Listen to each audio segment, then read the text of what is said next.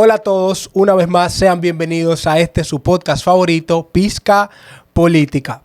Por supuesto que Pizca Política no desaprovecha oportunidades y esto es una demostración. Estaremos hablando de la aprobación del nuevo Código Penal. Las oportunidades no las dejamos pasar, pero sobre todo traemos expertos en la materia. Y es por eso que en el día de hoy tenemos un experto en materia de derecho penal que viene a tratar con nosotros todo lo nuevo que trae este código. Y con ello hago la introducción.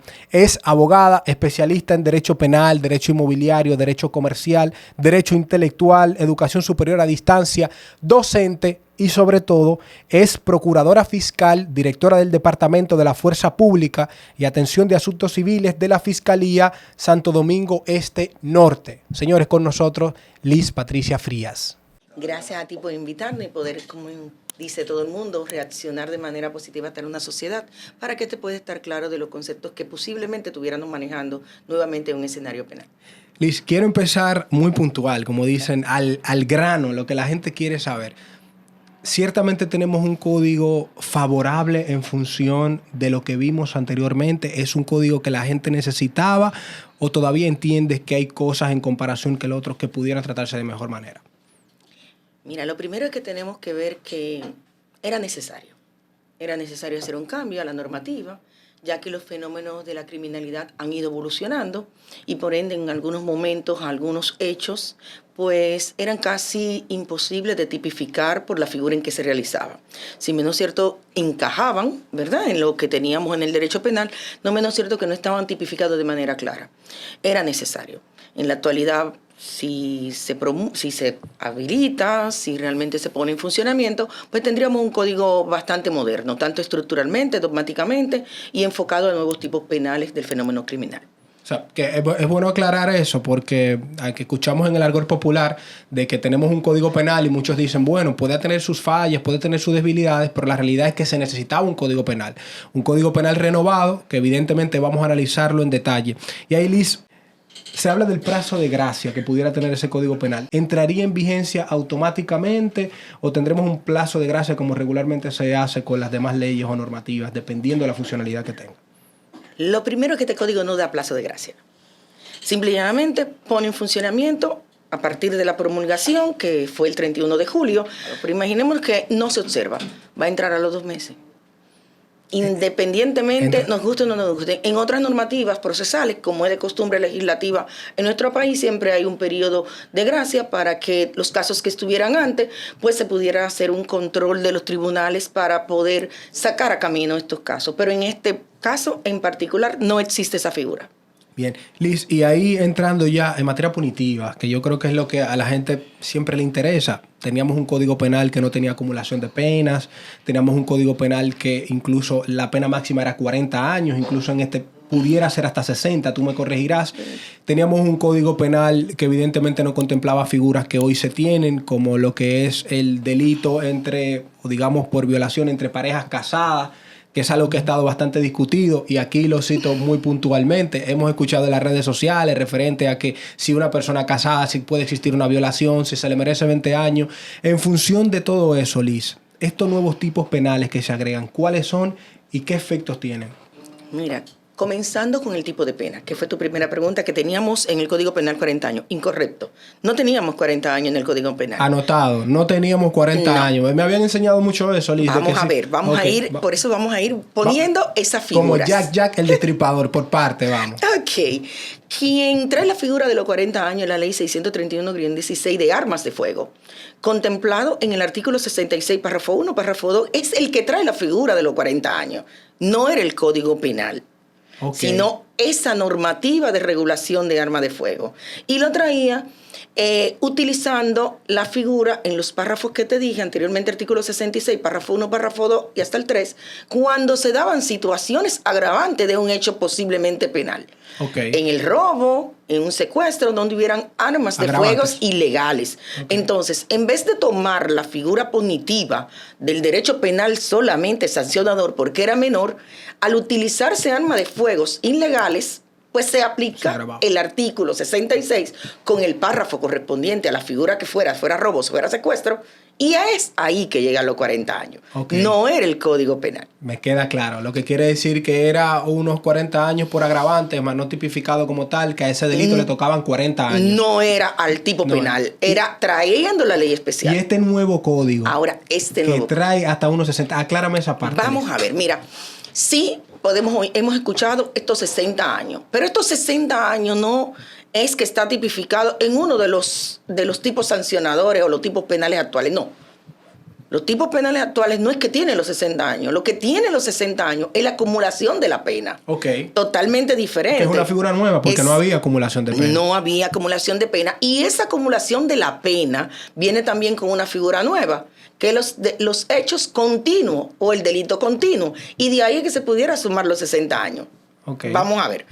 Poniendo una idea. Sí. Imaginémonos hasta hoy. Práctico, así. Sí, así mismo. Hoy tenemos un hecho que estamos investigando, ya, tomando en consideración que tenemos promulgado el código, ¿verdad? Claro. Y el imputado está envuelto en una violación y como resultado de la violación también, lamentablemente, falleció la víctima. Falleció la persona. ¿Verdad? Le quitó la vida, muerte, como lo querramos ver. Ahí tenemos dos hechos, ¿verdad? Continuo, violación y muerte. Entonces, ¿qué va a pasar? Que vamos a ver dentro del encaje del hecho cuánto es la violación, que puede estar entre 15 a 20 años, y así sucesivamente hasta llegar también a los 30, dependiendo quién es la víctima, quién es el imputado, y esa naturaleza del hecho. Y luego vamos a ver la muerte como tal, es decir, ese homicidio, en dónde encajó, qué podemos ver, ¿verdad? Ese agravante. Y entonces se toman las dos sanciones y se suman y no puede sobrepasar los 60. Es decir, aunque diese más, imaginémonos, no puede sobrepasar a los 60. Bueno, pues se pudiera decir, Liz, en detalle que es un avance de este nuevo código, porque yo recuerdo, nunca he litigado en materia penal, ojo, estoy en formación de derecho, siempre aclaro esta parte, nosotros lo que sabemos es de diplomacia, y esto es un tema que me apasiona muchísimo y los hemos estudiado, pero escuchaba a muchas personas que son litigantes en materia penal, se hablaba de que ese código no contemplaba esa figura y evidentemente estaba en detrimento de aquellas personas que eran condenadas, lo que se entendía que era muy suave ese código en función de, aunque yo no estoy muy de acuerdo en que se interprete el código entre suave o duro, porque al final lo que se busca es que una persona pague por ese delito que comete y que al final ese daño pueda ser resarcido, pero lo que se trata de buscar en este sentido es que se puede decir que el Congreso y los legisladores, que son los responsables, han tenido un avance y han contemplado esta figura. Ahora bien, Liz, dentro de esos 60 años hay una figura que te pregunto si en detalle se agrega, y es el tema del actor intelectual en los delitos. O sea, aquí quizás tiene otro nombre, pero esa figura se mantiene, sale del código. ¿Qué sucede ahora con este código? Que por eso digo que sí, que de un avance al derecho penal, trae consigo varias figuras y varias tipificaciones y varias formas de ver el delito o el crimen. En el anterior teníamos la figura siguiente. Primero, delito, crímenes y contravención. Eso desaparece. Ahora tenemos los hechos, se van a clasificar en muy graves o leves. Ok. ¿Verdad? Pero también trajo consigo otras nuevas figuras. Ya hablamos de la acumulación, hablamos de los delitos continuos, ¿verdad? Pero también vamos a hablar de otras figuras nuevas que introdujo el código. Una de ellas fue la definición de lo que tú hoy me dices, ese autor intelectual.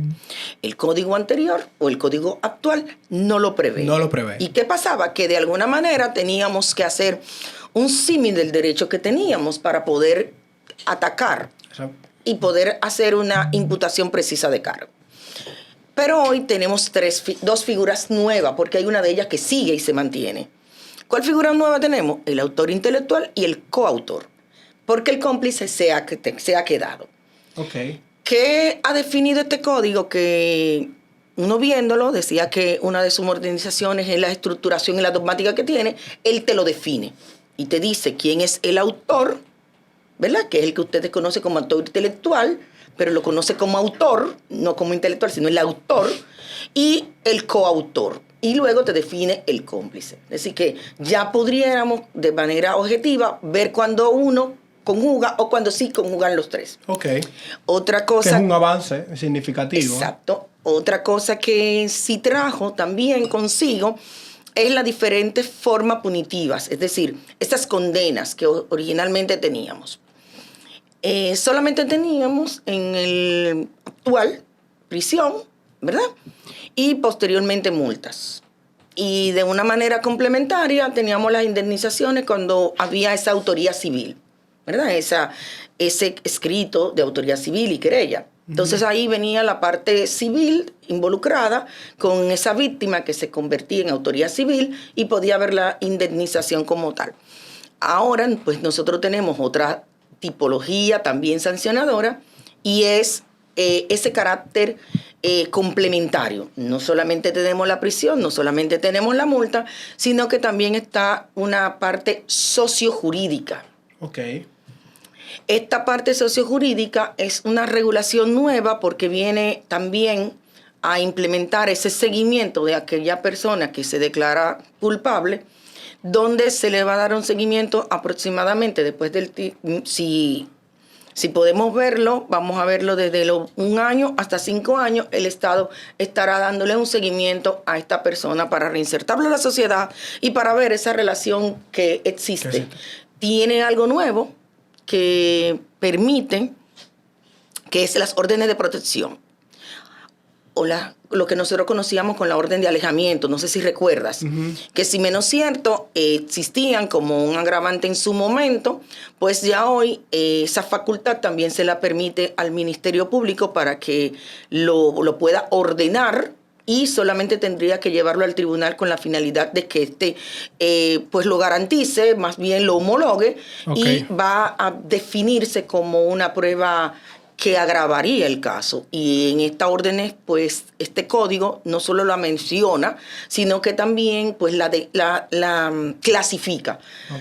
Que estamos diciendo que tú vas a tener diferentes tipos de órdenes, ya sea de alejamiento, ya sea de no conversación, ya sea de salir del hogar, si son pareja, si es el imputado, pues le darían la orden de salir del hogar, entre otros tipos de vigilancia de esa orden que se pudiese emitir. Ya ahora no vamos a tener una. Vamos a tener un catálogo. Liz, perdón. Yo quiero rescatar algo sumamente relevante. Escuchábamos en su momento a varios legisladores que proponían el tema de una materia de tratar de castigar, más bien condenar a aquellas personas que emitieran discursos de odio, que se entendía que era un tema bastante ambiguo. Y quiero saber si este código penal contempla esa figura. O sea, se contempla el tema de los crímenes de odio, de la violación basada en género, todos esos tipos de derechos, conociendo el estado en el que nosotros vivimos, y exactamente qué avances o retrocesos esa parte tiene, porque aquí quiero rescatar que aunque no se están tocando aspectos que para muchos eran relevantes en el código actual, pues evidentemente el tema de los feminicidios, el tema de la violencia basada en género, el tema de los crímenes de odio, es algo que a la población le interesa. Entonces, hay que preguntarte, Liz, ¿este nuevo código contempla esa figura? ¿Cómo los maneja? ¿Tiene avance? ¿Tiene retroceso? Y ahí tu percepción. Mira, el código no lo tiene. Ninguno de los tres. Bueno, con relación al código de odio, no lo tiene bajo ninguna tendencia. Eso sería quizás una deuda que le tendríamos al país, ¿verdad? Porque en otras legislaciones sí existe. Ahora, ¿qué sí trajimos? El feminicidio. Ojo, señores, importante, vamos a escuchar a Liz en este aspecto. Esto era un reclamo social, el tema de los feminicidios, de que no lo tenía el antiguo código y de que es un avance significativo por la realidad que vive la República Dominicana. Trae los feminicidios, Liz. Sí, trae el feminicidio, que anteriormente no lo teníamos. Lo trae con una pena de 15 hasta 20 años, también dependiendo de los agravantes, quiénes están involucrados, quién es el imputado, quién es la víctima, puede ir subiendo. Trae consigo también el sicariato, una figura que por décadas la manoseábamos, la hablábamos jurídicamente. Hubieron muchos discursos sobre esto, juristas, pero no estaba tipificada, sino que lamentablemente lo podíamos ver como un homicidio más. Pero en este momento sí está la figura como tal, el sicariato. Es bueno establecer, y yéndonos un poquito hacia atrás con el feminicidio, que esto es un tipo penal autónomo, ¿verdad? Que se va a manejar autónomo, que no necesita de mucha relevancia para verlo. Otra cosa que trajo consigo como nuevo son los delitos del bullying.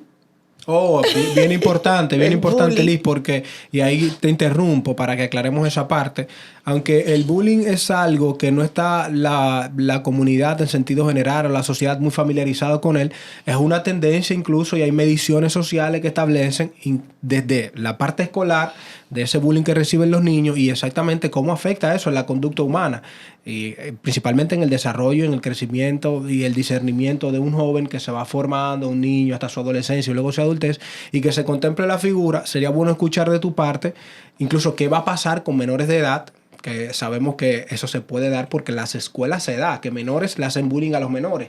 ¿Cómo se contempla eso en el código y cómo se maneja también esa parte? Mira, el bullying no se está contemplando con que el imputado sea un menor de edad.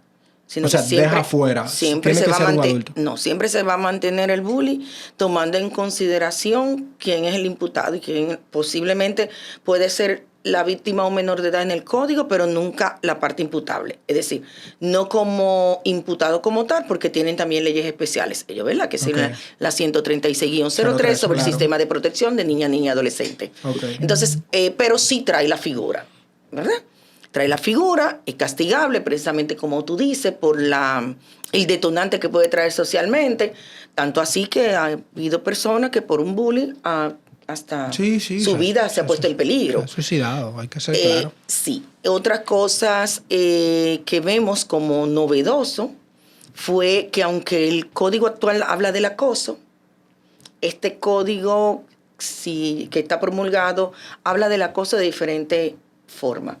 Habla del acoso sexual, habla del acoso laboral y habla del acoso en vías públicas, es decir, que va desmembrando el acoso y lo tipifica desde varias vertientes. Algo también novedoso fue las llamadas telefónicas hostigantes, que está tipificado en la norma. Esas son aquellas llamadas... O sea, que te están llamando para presionar, donde hay, digamos que una presión directa o indirecta, que incluso pudiera caer en amenaza, ¿no? Todo. Es decir, cuando tú tienes una llamada hostigante, imagínate el gran... soborno, cualquier todo tipo... lo que tú quieres. Es una gama amplísima que tú pudieras... Pues sí. Hoy está tipificada. Otra de las novedades que trajo fue, lamentablemente diríamos, pero necesaria, fue los delitos de medio ambiente. Lo trae también esta nueva norma. Trae los delitos de tecnológico, lo trae consigo, que anteriormente la teníamos separada con la ley 5307. Este código pues deroga esa ley, deja sin efecto esa ley y asume los delitos tecnológicos. Okay. También trajo consigo... O sea, que bien, ya no vamos a tener una ley diferenciada de delitos tecnológicos, sino que lo tenemos directamente ya tipificado en nuestro Código Penal. Sí. O sea, hay una concentración del delito, ¿eh? Se pudiera entender de esa forma. Sí, trajo dos leyes que derogó. Okay. La 5869, que violación sobre la propiedad, la derogó y trae consigo ese delito. Lo trae sobre violación de propiedad y sobre invasión de propiedad. En este momento este código separa las dos cosas. Okay. Separa lo que es la violación de propiedad y también trae consigo la definición de invasión de propiedad. Y esa ley quedó derogada. Lo mismo pasó con la 5307 de delito de alta tecnología, que es la crimen y delito de alta tecnología. También quedó derogada. Nosotros no somos legisladores, hubiéramos querido serlo, quién sabe, porque hay una visión quizás más práctica, pero también hay que ser honestos. Si fuéramos legisladores no pudiéramos estar aquí criticando o incluso comentando y analizando, para ser más preciso, lo que tenemos hoy en el código. Si fuéramos legisladores, Liz, ¿qué cosas tú crees que pudieran haberse agregado o que pudieran haberse cambiado? Evidentemente, dentro de lo que te permita tus funciones, porque aquí hay que ser muy real. ¿Qué cosas tú crees que quedó en deuda el Congreso Nacional con la sociedad dominicana respecto a este nuevo Código Penal? Bueno, quedamos en deuda, como dijimos, con la figura de odio. Ese crimen de odio queda todavía rezagado en el código de nosotros, sobre todo que estamos teniendo tendencias internacionales sobre el convenio de Palermo, que nosotros pues somos signatarios. También somos signatarios de algunas situaciones propias del convenio de la ONU, que también ataca la política criminal, y dentro de esos aspectos quedamos con esa deuda del Estado. Ok, pero se puede decir, Liz, que tenemos un código moderno. O sea, comparado a lo que teníamos, tenemos que agradecer, evidentemente, no solamente a los legisladores, los que somos creyentes, también a Dios, por agradecer porque tenemos un código penal adaptado y que ciertamente se van a poder perseguir esos delitos y las personas podrán cumplir las condenas que se entienden necesarias en función de los hechos que cometan. Claro que sí, tenemos un código muy actualizado a lo que hoy tenemos. A lo que teníamos. Hoy podemos decir que algunos fenómenos criminales que no se tenían ya existen. Podemos ver esa adaptación de acumulación de pena que tampoco teníamos, sino que tenía el tribunal, los juzgadores y el investigado, pues asumir quizás la gravedad más grande de hecho, aunque hubiese una combinación de delitos continuos o conexos o simultáneos, pues no se podía. Y ya hoy sí se va a poder tipificar de manera indistinta cada uno en un mismo acto conclusivo, si así quisiéramos llamar, y lo mismo le va a permitir al juez pues hacer esa sumatoria de pena. Liz, esta pregunta es mía. Y yo quiero, evidentemente, tú me dirás lo que es posible, pero es una pregunta mía, yo tengo una apreciación muy particular. Hay un nuevo delito que lo tocamos al inicio, pero quiero entrar en detalle desde el punto de vista meramente penal, cómo se interpreta. El tema de que dos personas casadas, que tiene diferentes interpretaciones, hay una condena por violación entre casados que pueden ir hasta 20 años, tú me corregirás. Exactamente, ¿de qué trata esa figura y cuáles son, evidentemente, las condiciones que debe tener para que se contemple ese tipo penal? Dígase, para que ese tipo penal pueda ser aplicado, ¿cuáles son exactamente las condiciones que deben de cumplirse para que una persona entonces pueda ser imputada de ese delito? Entonces ahí te escucho porque hago la salvedad, esto es para el tema que ha estado muy viral en las redes sociales, referente a interpretaciones que han tenido los legisladores, de exactamente si es correcto, si no es correcto, si procedente personas casadas. Por aquí lo estamos viendo meramente desde el punto de vista del derecho. O sea, ¿cuáles son esos elementos constitutivos, Liz, para entrar meramente en materia que debe contemplarse para que ese delito le sea aplicado a una persona? Porque déjame decirte antes que responda, de que la gran interrogante está... y me pongo en los zapatos de aquellas personas que dicen, bueno, pero yo estoy casado con mi esposa o estoy casado con mi esposo y evidentemente no sé qué me va a proteger a mí o cuáles serán los elementos de prueba para que este tipo penal se pueda evidentemente demostrar y cuáles serán los riesgos. Entienden que pudiera quedar en un estado de ambigüedad. Entonces, te hago la pregunta, esos elementos, Liz, ¿cuáles son que establece el código? Mira, lo primero es que es un tipo penal nuevo, ¿verdad? Hay que aprender de él. Hay que aprender, hay que desmenuzarlo, hay que ver los elementos tipificador para conllevar a que sea ese delito, ¿verdad? Es cierto, es de 20 años aproximadamente puede estar, ventila como pena máxima 20 años, se ve como violación, es decir, no es solamente... Es violación. Es violación como tal. El tipo penal es violación a la pareja. Y dentro de su tipificación, cuando lo desmenuza, lo primero es que tiene que estar la figura de esa convivencia, ¿verdad? De esa unión de pareja, ya sea consensual, sea por vía del matrimonio, sea de unión libre, ¿verdad? Pero debe existir. Ese es el primer elemento que tipificaría eso, esa convivencia. ¿Por qué se ve como un agravante? Porque es una violación, lo que está es agravado por quién es la víctima y quién es el imputado. Esposos. Por eso es que se agrava. Ok. Y socialmente hemos visto condiciones como tales y que no podían ser imputadas porque no existía la figura. Ok. Y en este caso, además del elemento de esa relación de convivencia, debe existir el no. El no de la pareja. El no. Ese consentimiento, independientemente de que usted se case, le pertenece. Vamos a aclarar esto, señores, para que Liz siga entrando en detalle. Olvídense de las interpretaciones, porque los comentarios siempre van a estar y vivimos en un mundo totalmente digitalizado, un bombardeo de información y a veces no nos detenemos a pensar. Liz aquí está explicando exactamente en detalle en qué consiste esto. Es una violación agravada que evidentemente se agrava por las personas que forman parte o que están vinculadas exactamente a ese tipo de delitos que son esposos. Ahora, para que no esté sujeto a interpretación, que usted esté casado, lo que se está interpretando aquí, no quiere decir que usted pierde su consentimiento dentro de esa relación. Entonces, por eso es que estamos viendo en detalle, para exactamente, como ha planteado Liz, es un delito nuevo y que hay que interpretarlo. Sin embargo, reiterar de que ese consentimiento, cuando usted está casado, no se pierde, y por eso lo que se busca es tratar de proteger, evidentemente, a las personas que están dentro. No estamos diciendo que estamos a favor o en contra, uno sencillamente estamos interpretándolo, pero que se entienda que lo que se trata de presentar es que el delito es nuevo, y segundo, de que aunque usted esté casado, evidentemente pudiera darse una condición de violación. Ahí te sigo escuchando, Liz. Sí, ¿por qué decimos que debe haber el no, como tú decías, el consentimiento, la voluntad, ¿verdad? Tenemos la percepción de que cuando tú estás con una relación consensuada, como lo decimos, esto sería una condición obligatoria. No lo es así. No es una condición obligatoria, si menos cierto no unimos en familia o en pareja. El seno de la familia tiene varias vertientes, ¿verdad? Una de ellas es que tú te juntas con alguien con la finalidad de crear hogar, con la finalidad de ser tu compañero o compañera de vida. Y pues esto no me implica a que yo o él seamos sumisos a la disposición del otro. Es decir, no, para nada. No vamos a perder esa autoría o esa voluntad propia de lo que yo creo en el momento que puedo o dejo de hacer. Entonces, esa relación sexual o íntima de pareja hoy en día tiene esa severidad. ¿Por qué?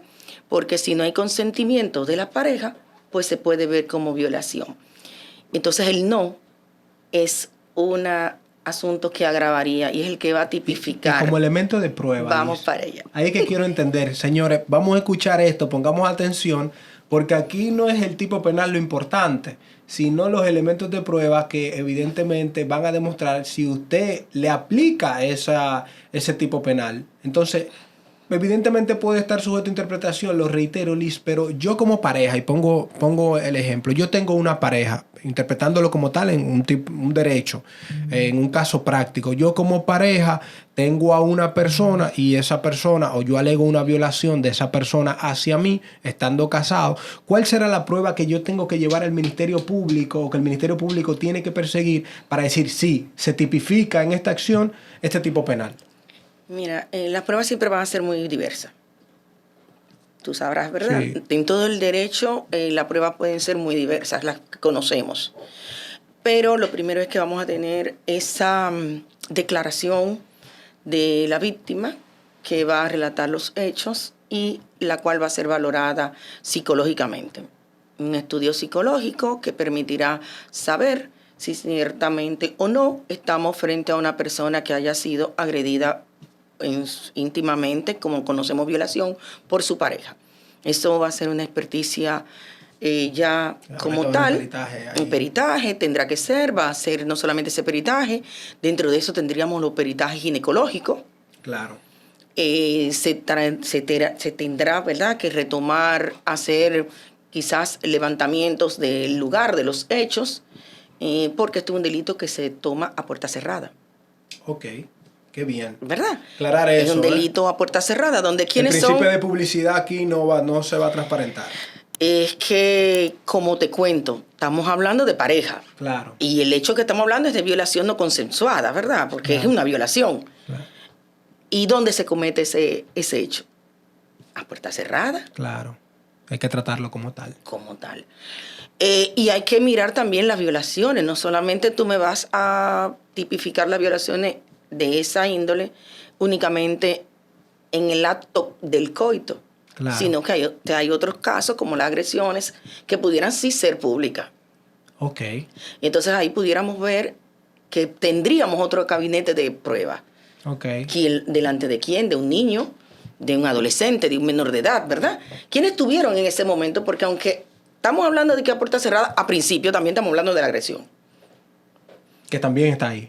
No, porque es parte de ese conjunto, claro, de los elementos. No hay una violación como tal, sino hay una agresión. Pudiera interpretarse de esa manera. Exactamente. Entonces, tendríamos que ver cómo se realiza ese escenario, ese hecho, cómo se va desenvolviendo. No todos los hechos están se desenvuelven o se desencadenan en un mismo escenario. Claro. Entonces, habría que ver eso. Señores, Este tema está buenísimo porque, como digo, o sea, se está viendo desde el punto de vista técnico y yo le puedo garantizar que habrá pocos contenidos que puedan analizar el nuevo Código Penal una vez promulgado, que estamos tratando hoy aquí de la manera en que lo estamos haciendo. Reitero, tenemos un especialista hablando de este tema, evidentemente, dentro de lo que sus facultades profesionales y laborales le permiten, pero analizándolo en materia académica. Y yo, Liz, para no extendernos mucho en este aspecto y ya cerrando en este video que yo sé que va a ser muy nutritivo para aquellos que lo ven, y perdón que nos hayamos desplayado tanto en el aspecto de esta tipificación de violación entre parejas, pero es algo que la sociedad dominicana lo está matizando y le está haciendo mucho ruido. Yo quisiera que cerremos diciendo, Liz, ¿cuáles son esas resumiéndolo en 4 aspectos? ¿Cuáles son esos 4 aspectos fundamentales que demuestran un avance en este nuevo Código Penal? Que tú puedes decir, mira, por estas 4 condiciones yo puedo decir que esto es un código moderno, que ha avanzado y que aunque no ha sido para el sueño de toda la población, por lo menos decimos que es un nuevo código y que evidentemente va a eficientizar la justicia en materia penal. Esas 4 condiciones que tú pudieras plantear, Liz. Primero, su estructura y dogmática de la misma ya define de por sí un nuevo comportamiento jurídico. Segundo, trae consigo los derechos fundamentales que tiene la Constitución de la República, esos principios fundamentales. Ya lo trae, legalidad, probidad, ¿verdad? Lo trae consigo, que trae 14 derechos fundamentales. Nuevos, que lo tiene y que porque son un acopio de lo que establece la ONU y de lo que establece nuestra Constitución dominicana, que anteriormente no existía. ¿Verdad? Trae consigo tipos penales del fenómeno nuevo, delictivo. Ya sí podemos ver los delitos transnacionales, que anteriormente no lo teníamos. Solamente veíamos los delitos transnacionales en la Ley 5088, que es de droga. ¿Verdad? Pero hoy ya tenemos esos delitos transnacionales en el Código Penal. Tomando en consideración que dentro de esos delitos transnacionales está también el de trata de personas. Interesantísimo. Claro. Trae consigo dentro de esos delitos transnacionales el medio ambiente. Y tú dices, ¿pero por qué? Sí, tenemos una ley de medio ambiente, pero no es tipificadora ni sancionadora penalmente. Entonces, que tenía un vacío la ley. Sí, hoy en día, no. Otra de las situaciones propias que podemos ver, que si menos cierto tenemos, condiciones de empresas, personas jurídicas. Anteriormente tú decías, ¿qué podemos hacer con ellas? Siendo sancionadas civilmente o indemnizatorio. Bueno, pues ahora ya le dio un carácter de responsabilidad penal bastante amplia hasta llegar al término no solamente de sancionarla económicamente, sino también cerrarla. Bueno. Entonces, trae mucha novedad. Sí, tiene muchas novedades. Liz lo ha dicho, señores, es un código penal todavía que tenemos que esperar. Recordamos que el presidente todavía puede observar esta pieza legislativa, pero lo importante es que a grosso modo podemos decir que tenemos un nuevo código, señores, y eso amerita que nosotros nos sintamos no satisfechos, pero que estemos contentos, porque la realidad es que tenemos un código de 1884 y teníamos más de 20 años reclamando un nuevo código, y que tengamos hoy la oportunidad de ser testigos de esta historia y evidentemente comentarlo y analizarlo, pues nos genera evidentemente mucha pasión. Estamos bastante agradecidos, Liz, con tu participación. Gracias por venir aquí a la familia Pizca Política. Esta audiencia yo sé que va a disfrutar muchísimo lo que hemos tocado, y por supuesto reiterarle de que se sigan suscribiendo, de que sigan este canal, y si hay críticas, cosas que ustedes entienden que no debieron tocarse, probablemente habrá una segunda o tercera etapa de esta entrevista, ya ustedes nos dirán, pero el objetivo es que estemos pendientes y sobre todo que pongamos asunto en lo que verdaderamente importa de este Código Penal. Con eso quiero cerrar y decirles, señores, que la familia Pizca Política sigue creciendo, y sobre todo no solamente creciendo en personas, sino en talento. Y esto es una prueba de eso. Así que gracias por acompañarnos en este día y será hasta la próxima.